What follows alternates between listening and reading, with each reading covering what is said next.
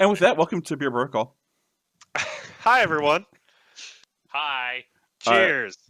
Clink. cheers. I'm James. I am drinking my typical rum and coke in a giant glass. Or This is Jake. stein. Oh, are you done? Hmm? Are you done? I'm not done. Okay. This is Jacob. I am drinking from Oliver Brewing as Black as Night, a Russian Imperial Stout with Ooh, notes of coffee that and sounds good. chocolate. I'm drinking Conor McGregor's Proper 12. It's not terrible. There you go. So yes, gentlemen, clink. Clink. Clink, We are talking about welcome. Magneto. The master of magnetism, leader of the Brotherhood of Evil Mutants. Now, I would like to talk for a moment. They're not evil Why did? mutants, just Brotherhood mutants. Yeah, Oh, they're not true, evil. true, true, true. This was in the original comics where Magneto called his own faction the Brotherhood of Evil Mutants. Yeah, no. True fact. Look it up. That's what they were originally called. And Magneto would shout this as his battle cry: "Come, my evil friends and I." Yeah. It was just misunderstood. Thank God we got away from that. So, we're excited because Magneto is some big chunky box of rules. He is a whole 6 threat. Yeah, so we have a third sixth threat character. James, who else is a sixth threat character in this game? Hulk. And Professor X. Modoc's not. Modoc's, no, who's the other 6? Oh, Thanos. yeah, I was gonna say, buddy. I was like, huh, what? Wait. Oh wait, yeah, no, the big guy. He goes his own train piece. Yeah, the biggest guys. So I was surprised to see Magneto coming in with sixth threat. Oh, I'm just not. because, to be fair, it is Magneto. Oh, that's not what I wanted to happen. Okay, so let's go ahead and look at him by the numbers. So Magneto has 6 stamina. It's a larger average health pool, not super big. I think it's what Thanos has. So it's going to come down to his defenses. He has move slow. I think he has a larger base than normal, so He slow is has a a big little base. deceptive. He is size 2, which is going to make him slightly more vulnerable to a number of throws and other control effects than, like, say, Thanos or Hulk. And he is threat 6. For defenses, he brings 3 physical, 3 energy, and 6 mystic defense. He goes, screw you, Mystic 6! Defense. Take that, Doctor Strange and MODOK. Get dunked on. We'll see how everyone else gets dunked on later. All right, his first attack, reverse Polarity. Range 3, 6 dice, 0 cost. This is the kind of thing we want from 6 threat characters. A 6 dice basic attack. Just starting off with a range 3, 6 dice being tossed for nothing. After this attack is resolved, the character gains power equal to the damage dealt. That's pretty good when you're throwing 6 dice base. If the target character is within 2 of this character, Magneto may reroll any number of his attack dice. If it's not, then you may push them short. That's really cool. So if you're going at it for the full range 3, you have a guaranteed push, a guaranteed push short, which is, James, who else has that makes her incredibly valuable for almost any team, regardless of composition or affiliation? I'm not saying it. I'm not saying it. Nope. It's on the tip of my tongue. I Nope. think she's from a Nope. certain Nope. country affiliation Nope. with high technology. Oh, Black and, Widow. like, I can't say you're wrong. Black Widow do be from Russia, which I not necessarily associate with high technology, not even in the Marvel universe. I don't want to say Shuri. It's Shuri, nerd. So can you? So I do a range 3 attack, 6 dice. They're outside of 2. Can I push towards me? No, pushes are always away from you. Okay. Per the game rules. But if they are within 2, like so many melee characters in this game, Magneto is just going full on scorn, just like, peasant, how are you this close to me? Be crushed. And he just gets to reroll all of his attack dice. Like, that's not an amazing offensive buff. Any number. Yeah, it's not all or nothing. He can keep all of his already successes and reroll the ones he wants. It's good. Y'all, it's good. Yes, it is. No, that's a very fun basic attack. Shrapnel Blast. Area 2, 6 dice for attack, 5 power. When measuring the range and LOS for this attack, you may choose to measure the range and LOS from a metal construct within 3 of this character instead of from this character. If you do, after all the attacks are resolved, the metal construct is destroyed. After each attack is resolved, the target character gains the Stun special condition. So we have a lot to unpack here. Magneto comes along with 2 of these metal construct, little like steel girders that he has bent and twisted. We'll get to that power a little bit later, but just for right now, he can summon 1 of them each round during the power phase, including the first round.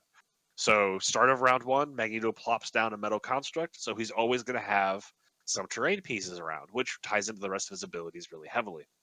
So this lets him turn his personal terrain pieces into bombs. This also, the fact this is within range 3 tells me right off all of Magneto's offensive abilities are range 3. Yep. Which means he is a medium range combatant. He's got other abilities I think we're going to see. However, I also don't think Magneto is going to be as willing to kind of stand back and direct the combat as Thanos is.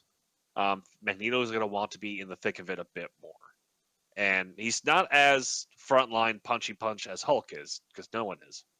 But he does have more range and flexibility than Hulk. So that kind of gives him... I don't think he perfectly replicates like the board control and area positioning of either of the 2 6-threat characters, which kind of, again, they're keeping things in their own niche and what you would bring different tools for different purposes. So let's talk about the whole. I can use my metal construct to basically do line of sight and range. You don't need line of sight or range to the metal construct. You just have to be within Correct. 3 of the metal construct. So 3, and then add another area effect 2. Yep. Now, if we'll point out real quick, Area 2 is actually pretty big. Like the difference between Area 1 and Area 2 is huge. Especially if you look at the size of the bases. James, what size bases are the metal constructs on? Small ones. Okay, so about average. So Magneto himself is technically going to have a bigger area of effect with this ability, but just the remote mines aspect makes this really fun and interesting tactically. So with the master, okay, sorry. Also point out real quick, since you're still measuring range and LOS, cover will still matter depending on where the constructs are. And because the constructs are size 2. Yep. So if the construct somehow gets behind a cover and you trigger the attack from there, then yes, it would measure cover from the new location. So it could be a sneaky way. But with this also, it's a great way to, especially with the Master of Magnetism, where you get to drop 1 out. This is a great way to do things like either drop it behind cover, drop it onto an objective or a hold point. You can drop it into, if you're playing with buildings that you can go inside of, drop it inside a building, drop it on top of a building, drop it behind a building where you can't see, but now you can see from it. So like, you know how Hawkeye's hiding around buildings all the time. You can now drop this behind the building and then, hey, look, cool, it's right there. We're going to get into more of it when we get on the rest of Magneto's card, but there is both a lot of flexibility and more limitations to this that I think is immediately apparent. I think Magneto, as much as Thanos, like Thanos' actual power, his ability to teleport pieces around the table and control and buff his allies really needed like 1 or 2 plays to become really apparent. I think Magneto's terrain manipulation and other rules are also going to be the same way, where you're going to need a few plays to really see all the shenanigans this could unlock. Yeah. It's really impressive, but I'm super excited to see this level of control, and Magneto's a great character to do it with. That's his whole gimmick. I'm happy they went this angle. So, Stun is a nice status condition. It's, I mean, any status condition you just drop onto an attack without it being a wild or anything like that, it's a bonus. And the funny thing is because it's an area effect, you can hit 3 or 4 people with stun. Yep. Okay, Magneto's leadership ability, because of course he's the leader. From the ruins. You said that. No, affiliation. No. More power from the ruins. Is there a speech after that? There will really- be.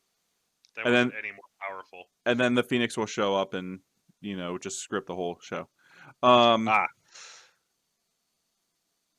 Do you want to? Oh, okay. No, Affiliation, you're- Brotherhood of Mutants. When a terrain feature is destroyed, after this effect is resolved, choose a number of allied characters equal to or less than the terrain's feature size.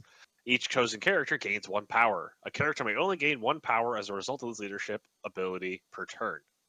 This is amazing. I love this leadership ability a lot. Wait. So I originally read that as, on your turn, yeah, you get power if something's destroyed. But No, this is it's whenever a terrain feature is destroyed. so when on Hulk anyone's when turn. Hulk just goes, I'm gonna pick up this trash can, just be Hulk, and you just go, cool, everyone get power. Yeah, Magneto's in the back going, yeah, all right, you and you get power. And there's no range. There's no range on this.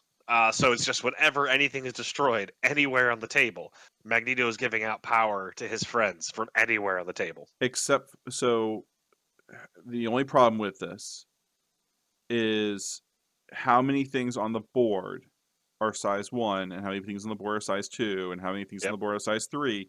Because if you got like a bunch of size 1 stuff, whatever. But the funny thing is that your constructs are also terrain features that can be destroyed. Yes, of size 2. So if, say, for example, you use Shrapnel Blast, that immediately triggers from the ruins, which will mean you will get to do a attack 6 at area 2, and then give out 2 power. Yep. It's Also, good. The problem is with having a lot of size 1 terrain, because if a lot of size 1 terrain gets destroyed, that means a lot of your guys get 1 power. It's not once per turn, it's just each person gets 1 power per turn. Right. So if So, there are I 2 don't pieces see- destroyed, sorry, I talked over you, but you're right. Oh. You read that correctly. Okay. So why was it a problem with the different size terrains, James? I'm confused. Oh no, it says the character is equal to or less than the terrain feature size. So if like you're running around with like Hulk, who's a size 3, 4, Mhm. 3, or MODOK, which is also I believe a size 3, if you destroy like one of his metal constructs, which are only size 2, they're not one of the chosen characters because they are No, larger. that's not what that means at all. How are you reading You it then? choose a number equal to the terrain size. So if you blow up Yeah. a size 3 terrain, you choose You get 3 3 allies. people. Oh, The people size is irrelevant. well then. Okay, yeah, that makes it way more powerful in my mind. Okay. I'm glad we clarified that. 'Cause Yeah. I don't know what you were thinking, but it's terrifying in there. No, I was ignore me. That makes it way better. Yeah, I was But, gonna like- say, because I read that, I was like, "There's no way James is reading that right. I don't even No. know the rules of this game, and I know this better." But like Matt pointed out, if your opponent, or in the course of a single turn, like you throw something, or Magneto blows something up, or Magneto throws something and then Magneto blows something up, Or you throw It would somebody into a trigger- trash can. it would trigger this twice, and then you would have to give the power to different people, but it would still trigger. Yep. No, this leadership ability is very, very good. I think there is an argument that there is a cap to it, where the How many effectiveness, guys you have? yeah, how many guys you have, also how much terrain is there on the table. Yeah. Also, is all of the terrain like size 4? And there's very few things in this game that can throw size 4 terrain. Is all of the terrain, or did no one bring any throws? Like, do you randomly just not have throws on your opponent's team? Yeah, In it which does case- give it a over time the returns are less because the more terrain gets destroyed, the less power you're going to be getting. But I would kind of argue, not argue necessarily, but I would compare it to, let's look at some of the other leadership abilities for efficiency. Like the Avengers, pay 1 less for your first power. If you bring a team of 4 people, that's 4 power any given round, probably, because you're going to assume everyone's using a thing. Go, let's say, conservatively, or really go out there and say 6, because you're using some reactive abilities like Bodyguard.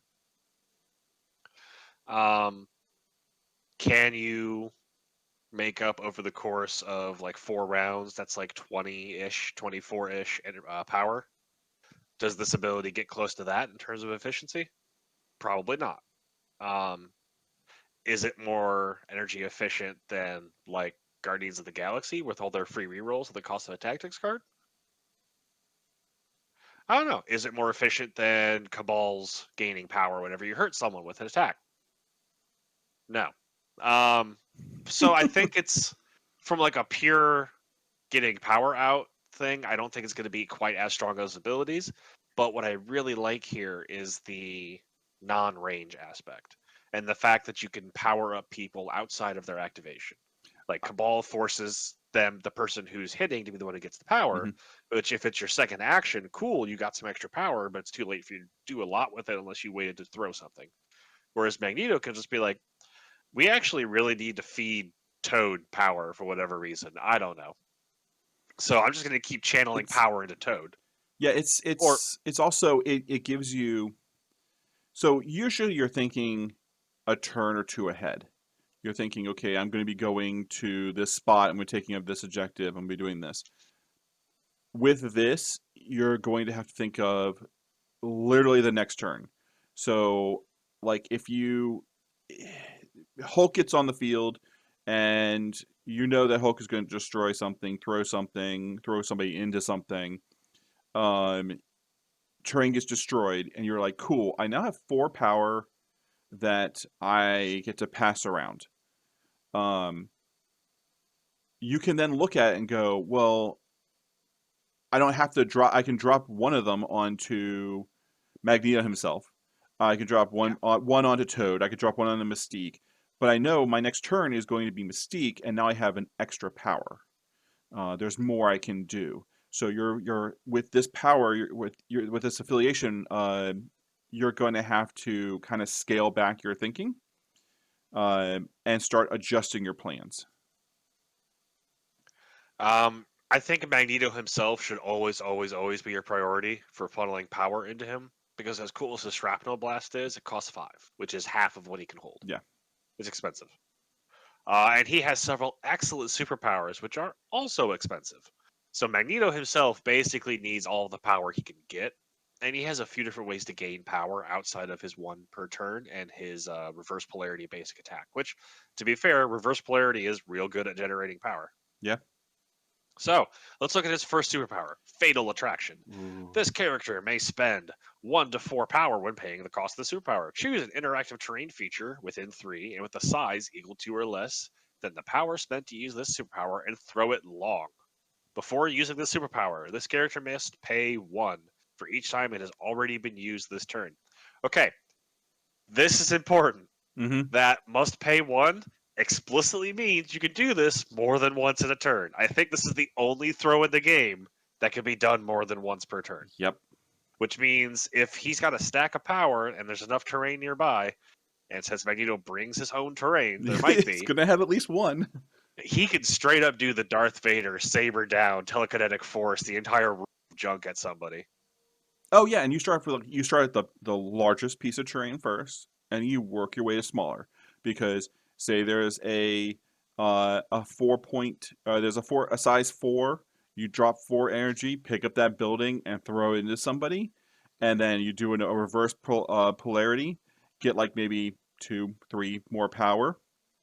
Oh, and because that terrain feature was actually destroyed on your turn, because you threw it long, you get 4 power to pass out to everyone. Yeah. So, Which again, his leadership triggers whenever terrain is destroyed on anyone's turn, not just his turn. so then you pick up a car and you pay. Say you got now 4 again. You pick up a car size 3, or a truck size 3, and now you toss it for another 4 power, and you're hitting somebody for 5 and 4.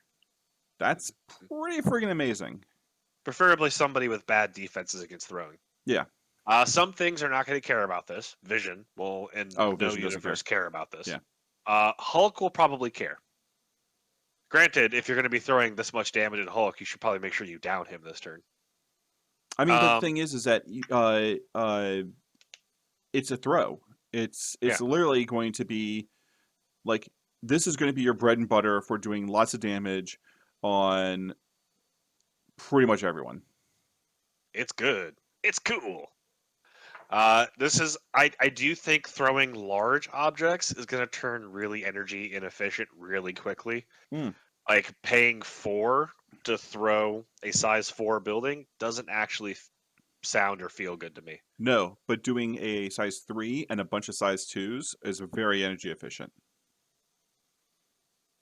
Well, 3 for the 3, 2 for the 2, plus 1. So we're looking at 6. Mm-hmm. Plus 1 more would be 4 more. So that's your 10. Yeah, so if you had 10 energy, you could throw a 3, a 2, and a 2. Yep.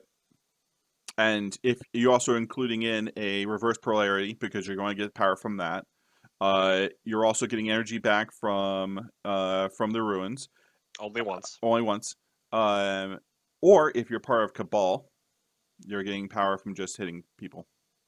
Yeah, but if you're part of Cabal, then Magneto's own leadership ability isn't kicking in. So Yeah, that's that's a corner case. Corner case. Corner case. Anyway, this is super flexible. I don't see a lot of turns where I'm going to be throwing multiple things because it just does get energy inefficient really quickly, and Magneto is already going to struggle to have energy. The one thing power. I'm happy about is it's a throw long. Yes, throw long is very cool. Nowhere is safe, nerds. It is worth knowing that he can't really telekinesis his own terrain around with this because it is a throw, so the item will be destroyed at the end of the throw regardless. Mm-hmm. Moving right along, force projection. When this character is targeted by an attack or would make a dodge roll, you can use this superpower. The character uses its mystic defense to defend or dodge. This character cannot be pushed or thrown as a result of the special rules of this attack or collision. So you Always, every turn. always keep 2 power on Magneto. On its own, this is similar to other abilities we've seen to let you use your best defensive stat. Ebony Maw had something really similar. For 2, it's about you'd expect. You get a lot of dice to roll defense. 6 dice for defense really does, in most cases, like an attack 4 or sometimes an attack 5 is just going to get negated. It's also It's on cool. dodges. Yeah, Magneto is hard to crack. He's a 6th threat character. He literally just goes. You saw him after what, first class? He Yeah. fucking made himself a nuclear bomb of metal. Yeah. He's cool. I mean, this is like one of the best like defensive abilities I've seen on any card. And you all know why? Because he's Magneto. This character cannot be pushed or thrown. That's so good because that means you can contest like a mofo. Mm-hmm. That means like stuff with automatic throws. Like who has one? Hulk, Thor. Oh yeah, like Thor walks up and hits you with his hammer. You're just like, I'll just stay here, thanks. Yeah, Magneto just says, "I'll pass. I'll pay 2 power to not be moved by you, and then I'll just fatal attraction. I'll reverse polarity on you the next time I get a turn." It's really good. Like that line to not be thrown or even pushed. Yeah, That's super interesting. That's an excellent bonus to an already good defensive ability. For a 2 power like ability, that is just so amazing. And finally, Master of Magnetism. During the power phase, if there are fewer than 2 metal constructs in play, place a metal construct terrain feature within 3 of Magneto. It is a size 2 interactive terrain feature. Then this character gains 1 power for each metal construct in play. Characters may never overlap a metal construct. He doesn't start the game with any of his metal constructs in play. He does not, but power phase happens first each round. So as soon as the game starts, he gets 1. Which means he'll start off with on his oh no. Because it'll be on the power on the Well, So- actually, no. The way it reads is okay. It's the power during the power phase, so it's the beginning of the power phase. If there's less than 2, you add 1 within 3. This character gains 1 for each match. So basically, he's gaining a power from the beginning of the power phase, and then he's gaining another one just because it says. Yeah. So there's your 2 for force projection. Right. So this helps a lot because I think the overriding impression of Magneto is he is crazy power hungry, both in character and in his mechanics. Is Magneto needs power. Like Magneto is, I've been very excited for Devil May Cry information recently. Magneto is sitting over here like Virgil, just screaming, "I need more power," and then katana cutting his way across dimensions. So anything that gives Magneto more power is great, and this gives him incentive to, at the very least, wait around before chucking his construct at somebody. Is he wants to have 2 of them out, so he generates his 3 power each round, So are and then you're he will reading it? start chucking. You're reading that as if the first part happens, if the first part doesn't happen or it does happen, the second part where he gains a power happens irregardless of the first part. Yeah. Okay. He gets an extra power for each construct in play. All right. So I think the bad situation where you don't want to be is where you have no constructs in play every round, because then you're only getting 1 construct put out and therefore only 1 extra power. Yep. Ideally, I think you want 2 constructs in play, or you want to be always hitting that second construct in play. You want So to like have round one, at the end of the round, at least. round 1, you put out a metal construct someplace, or it'll be like a pocket ace, where if you need to, you can yeet it at somebody on an objective. But otherwise, it's just going to stay there and generate you power. Mhm. Because early game, there's going to be a lot of other terrain for you to throw.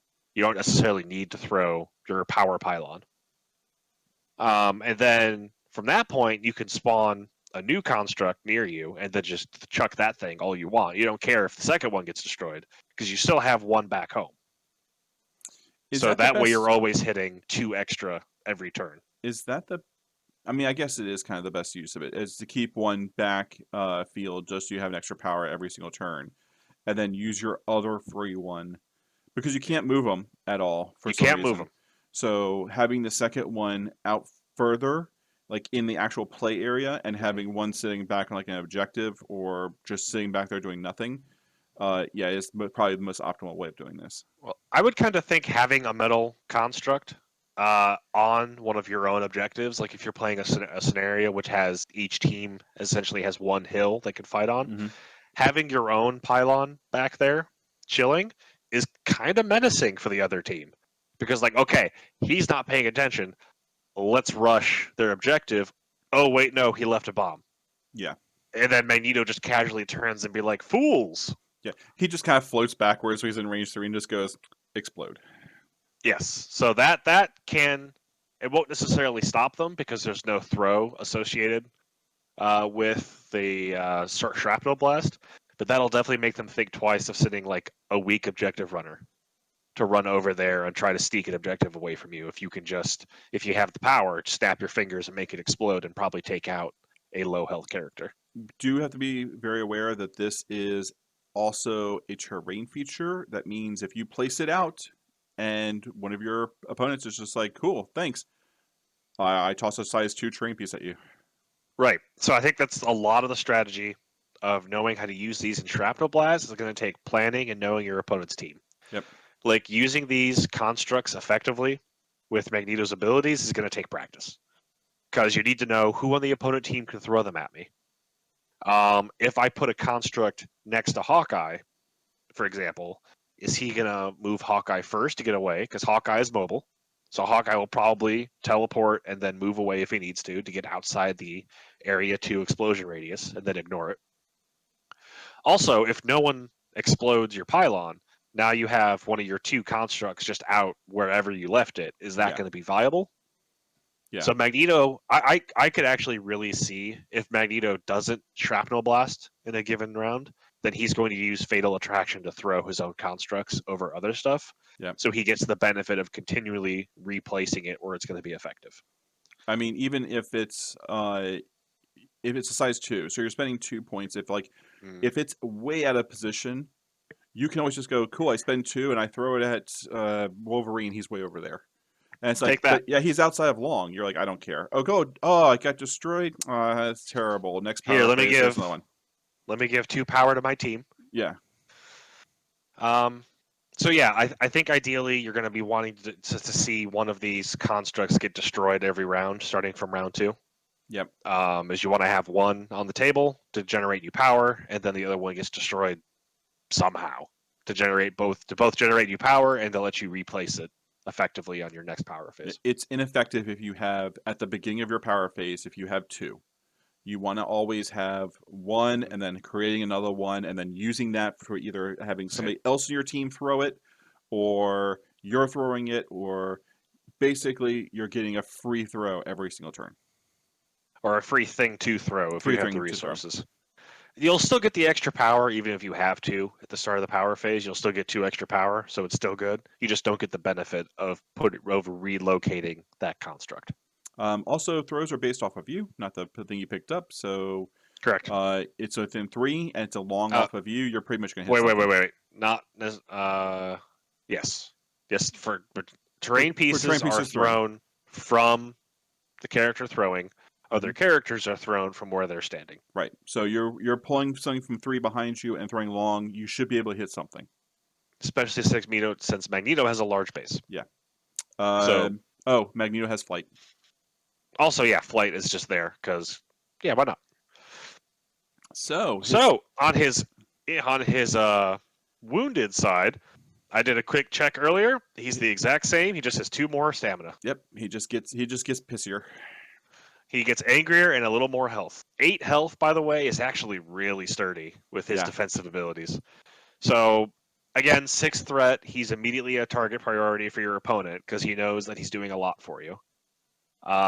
So being sturdy. I mean, even his 3 defenses, if you don't have the power to use force projection, 3s are not terrible. They're not great, but they're not terrible. So, like, small weapons fire is not going to harm Magneto too badly. And we do have ways to heal in this game with, like, Medkit and Medpack. So, depending on your tactics cards, you can make Magneto extremely sturdy. Speaking of which, let's talk about his tactic cards that came in his box. Let's do that. Magnet Crush. Oh. So it's unaffiliated. Unaffiliated. Active. Magneto. Because, you have to. We have the cards on our phones. This is why we're going to be looking down for a hot second. I have the cards. Magneto has spent 5 to play this card. Magneto may use the attack listed above once this activation, which is a range 4. It's a 6 dice, 0 cost attack. Physical attack. Attack. It is worth noting, everything Magneto has is physical. Yes. Which actually is a slight hindrance in some scenarios. Like if he's up against like Cap or Black Panther with strong physical defenses, that's going to hinder him a little bit. So this is where it becomes awesome. When creating the dice pool for this attack, which is already at 6, you may destroy any number of interactive terrain features of size 3 or less within 2, which is also including the ones you created. If you do, add dice to the attack roll equal to the destroyed terrain's size combined. Before damage is dealt, other enemy characters within 2 of the target suffer 1 damage. So, if that asshole needs to die, you use Magnetic Crush. Yeah, Magnetic Crush might be one of the strongest single target attacks in the entire game if you have terrain near them. If you're bringing Magneto and you're not bringing this card, there's something wrong. You could just decide that you're going to be going for Magneto's control aspects and not necessarily dedicating a tactics slot to. I have mixed feelings about the tactics cards that are just one really big attack. You're wrong. Now, this attack is big enough, though. This attack's a big enough attack that I think it really could turn the tide. Like this could bring down Hulk from full to half pretty easily, depending on the terrain around Hulk. So say you're only destroying the 2 pylons that you have. That we're going to call them pylons. They're metal constructs. You're already adding 4. That means you're rolling 10 dice on this attack. So, on average, you're doing 5 damage, which flips anyone. Except for Hulk. Do not. I have seen a 12 dice attack with Black Dwarf do 1 damage. I don't trust any strategy in this game that relies on building a massive pool of dice and rolling, because the dice gods are a thing. That is so this game. 40k orcs. I have rolled 120 dice to come out with doing 1 wound of damage. Yeah, no. On average, though, you should be doing 5. Yep, but your opponent still gets to defend. Yeah, so on average, a 4 dice is doing blocking 2. By that logic, I mean, if they have a 3 defense, so you've spent 5 power and a tactic card and 2 terrain features to do 3 damage, and gained 2 power, or gained 8 power at least. I still in the right like it. circumstance, this is cool. It's very thematic, but I I like it. don't like tactic card attacks because I Oh, don't trust any big attack in this game. I would usually agree. I would usually agree that anytime there's a tactic card attack, that you ignore it. I think this though is one of the ones you should take. All right. Next one, Asteroid M, the Brotherhood of Mutants. 2 Brotherhood of Mutants characters may both spend 2 power each to play this card. Place one of the 2 characters not holding an objective token within one of the other character. So, I'm so glad they this clarified that. this is a cheeky little teleport, good for repositioning across the battlefield. It's a solid card. You cannot use it to cheat objectives because of that one of the characters not holding an objective token. Yeah, I'm down for this kind of card for sure. This is kind of similar to the Mothership card for Black Order. Mhm. It's a little expensive, but it doesn't cost any actions, and you can quickly reposition someone across the table.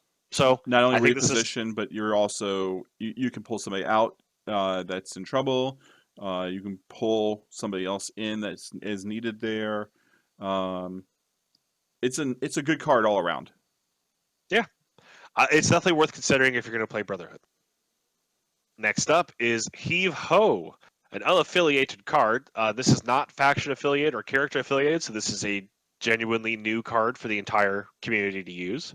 If 2 allied characters are within 2 of the same interactive terrain feature of size 2 or less, they may each spend 1 to play this card. Choose one of those characters to throw the terrain feature medium. Honestly solid, like especially for playing an affiliation that doesn't have a lot of throws. This is a throw on a tactic card. Yeah. For cost 2, which is the standard cost, it's cheap. It's cheap to play. Only size 2 throw, so you're looking at about 3 damage before dodging. But hey, it's cool. I mean, it requires 2 allied characters within 2. It's a little bit of setup. It's a little bit It's of not a setup. amazing. It's not terrible. If you have no throws in your entire list, this is a good thing to have. Ish. Like, I'm still debating whether or not it is a good idea to bring this card because you're spending 2 power and 2 characters to be in a certain position. It's odd. This is kind of good for somebody who's size 2, which is like pretty much everyone. Hiding behind a car, you can't see them. I mean, I'll spend 2 power to get rid of it so I can hit him with a bigger attack. Especially since it's not action. So, the last tactic card, I just read it for the first time. Holy hell. Oh, you've never read this one before? This card is an absolute must include if you're playing Brotherhood of Mutants. This card, I think, is like a meta warping card for Magneto. Magnetic Refraction. Active. Magneto may pay 2 power to play this card. Magneto, as soon as my phone cooperates with me, Magneto gains cover this round. Already good. Oh, yeah. Since you want him to be sturdy. Allied characters gain cover while within 3 of Magneto this round. Extremely good. If your squad is using the Brotherhood of Mutants affiliation, return this card to your available team tactics during the cleanup phase. This card may be played again this game. This is the only tactic card in the entire game that can be played more than once. Ladies and gentlemen, I would frame this and bring this every single time. So you're gonna have an entire picture frame at the table? Oh, how big? I don't care. It's gonna be like you know where people have like their pictures of their moms on their desk. This is gonna be like on my desk, just like right there, just constantly. Just here you go, right here. I think you mean sleeve. You're going to sleeve. No. Card. I'm gonna get a picture frame, and I'm going to put this in the picture frame. Anyway, cover, as a quick reminder, is an automatic 1 block on attacks. You do not get cover against melee attacks if the attacker is within range 2. I have a feeling they're going to arrive at this to say like it can't be used more than twice. So like no, I think they knew what they were doing. I think it's going to be a oh no, we meant to say when this card is played again, you can't play it again after that.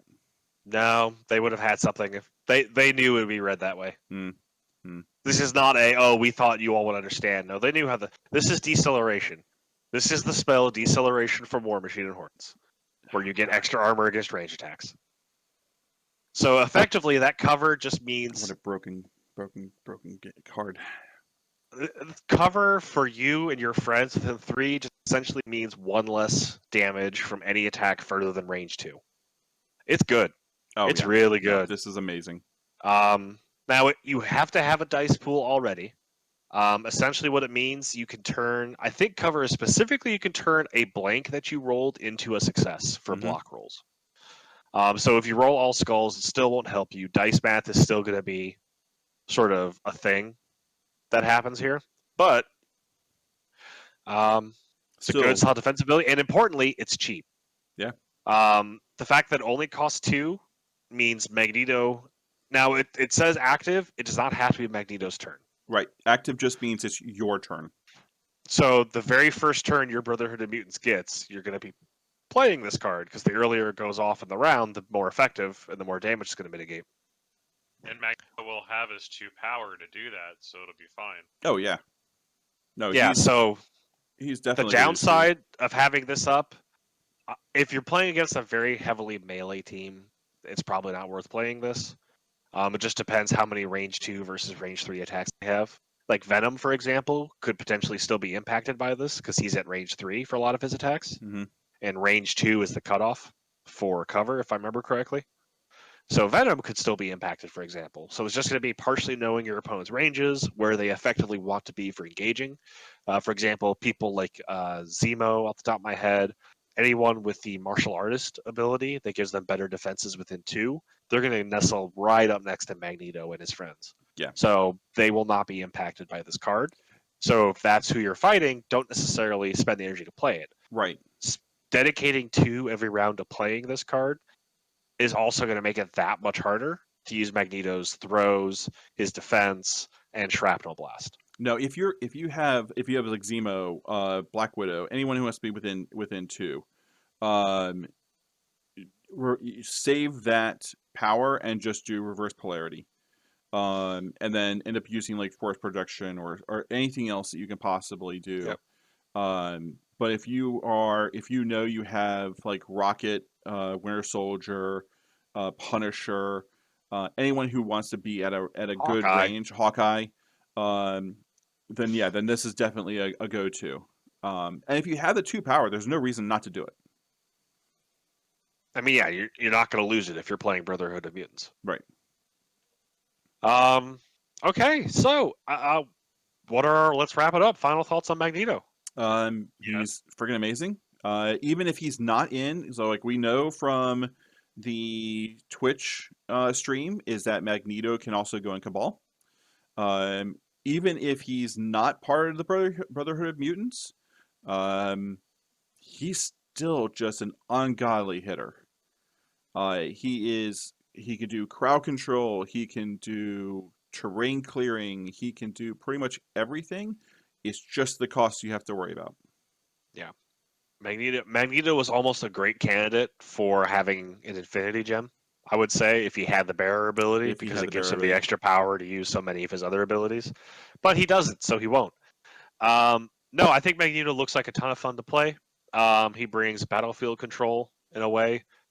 He can be really sturdy if he's not using his abilities offensively, which I think will make your opponents think twice about challenging him on objectives. And I don't know, the fact that he hits that hard within 2 with reverse polarity, where he gets to re-roll a 6 dice basic attack and gain power for it, is really strong. He probably won't be able to keep up with someone like Killmonger at knife fighting distance. No. But he's not that far behind for just putting out raw hurt. I mean, the other thing you can do is with his like Master of Magnetism, it is a size 2 piece of terrain. You're size 2. You could literally use your terrain pieces at the beginning of your round to put into lanes that you know you're going to be charged. He gives so much options to the game that he's definitely a 6-point character. He's going to make the game conform to him. I hadn't even thought about blocking charges with it, because you're right, you cannot overlap. You may never overlap a metal construct. Now, they can move through it as they would the normal piece of terrain. They just can't end on it. Mhm. Because normally other terrain would let you like land on it, for example. This one you cannot. Yeah. So all you got to do is make sure that you're just a little bit out, and you're blocking charges. Yep. Or just know your opponent's charge ranges really well. Yeah. All right. Okay. Definitely Magneto is an amazing character. I can't wait to see the rest of the Brotherhood of Mutants, and seeing how they interact with him and other people we can bring into him. Yeah, I can't wait for the inevitable X-Men and Magneto team-up affiliation. No. Never going to happen. Not until the Secret War. I'm a little disappointed Wolverine doesn't have a special rule saying also can be by any Magneto on the table. Oh, why is that not a card? Why is that just not a card? Just like Green Goblin has, Or just something so specific like Magneto can throw any Wolverine. yeah, any Wolverine character can be thrown by Magneto as if it was a train piece. That would be awesome. Unless there's Dark Phoenix. No. There's never Dark Phoenix. We do know Jean Grey There's is never coming. a good Dark Phoenix movie. There's good Dark Phoenixes. Jean Grey is coming. No word on Phoenix though, just Jean Grey. How God. terrible for Jean Grey as a character that people only know her any the Phoenix thing, never her own accomplishments of being a top tier telepath and telekinetic. Because she's the Phoenix. That's also because Marvel, whoever keeps making the Marvel movies, keeps making really, really shitty Dark Phoenix Marvel movies. Until they come out with the Britain one, Excalibur. I didn't know there was one. Oh, if they bring out an Excalibur movie, I'll be very, very happy. Shadowcat, Phoenix, Captain Britain. Okay. Yep. Anyway, thanks for watching. If anything, we're gonna go jump over to Twitch and start doing some streaming. So Woo! thanks. Hobo time. Subscribe, like, all the other fun stuff. It helps us out a lot. Thanks for watching. Game off. Thanks guys. We'll see you soon. Bye.